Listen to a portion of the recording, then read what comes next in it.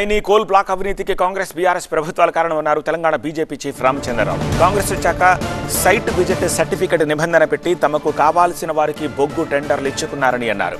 వివాదం కావడంతో టెండర్లు రద్దు చేశారని, ఈ వ్యవహారంలో ఎవరెవరికి ముడుపులందాయో భట్టి బయటపెట్టాలన్నారు రామచంద్రరావు.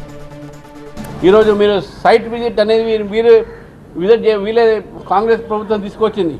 దాని పేరు మీద అక్కడ పోయి మీ యొక్క సంబంధించినటువంటి వాళ్ళకే టెండర్లు ఇవ్వాలనే నిర్ణయం ఎట్లా తీసుకుంటారు. కాబట్టి ఈరోజు కాంగ్రెస్ పార్టీ బీఆర్ఎస్ పార్టీ రెండు కూడా సింగరేణి పరిస్థితి కానీ, ఈ నైని బ్లాక్లో జరుగుతున్నటువంటి అవకతవకలు కానీ, సింగరేణిలో జరిగినటువంటి అవకతవకలు అన్నిటికీ కూడా ఈ రెండు ఒక ప్రభుత్వాలకు కారణం. నైని బ్లాక్ సంబంధించిన దాంట్లో కూడా ఈరోజు ఎందుకు క్యాన్సిల్ చేశారని చెప్పేసి కూడా భట్టి విక్రమార్క గారు చెప్పాలి ప్రజలకు. ఎందుకు వాళ్ళకి ఇచ్చారు, ఎందుకు వారు ఇది ఈరోజు క్యాన్సిల్ చేయడం జరిగింది, ఎవరెవరి దగ్గర ఎవరెవరికి ఎంతెంత ముడుపులు పుట్టినాయి.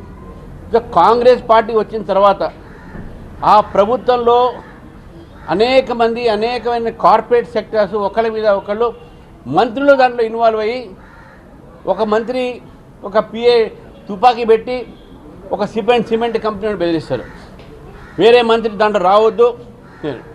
ఇప్పుడు ముఖ్యమంత్రి ఉప ముఖ్యమంత్రి మధ్యన ఏవైతే టెండర్లు ఎవరికి ఇస్తున్నారు, మా మనుషులకి ఇస్తున్నారా మీ మనుషులకి ఇస్తున్నారా అనేటువంటి వ్యవహారం కూడా బయటపడ్డది.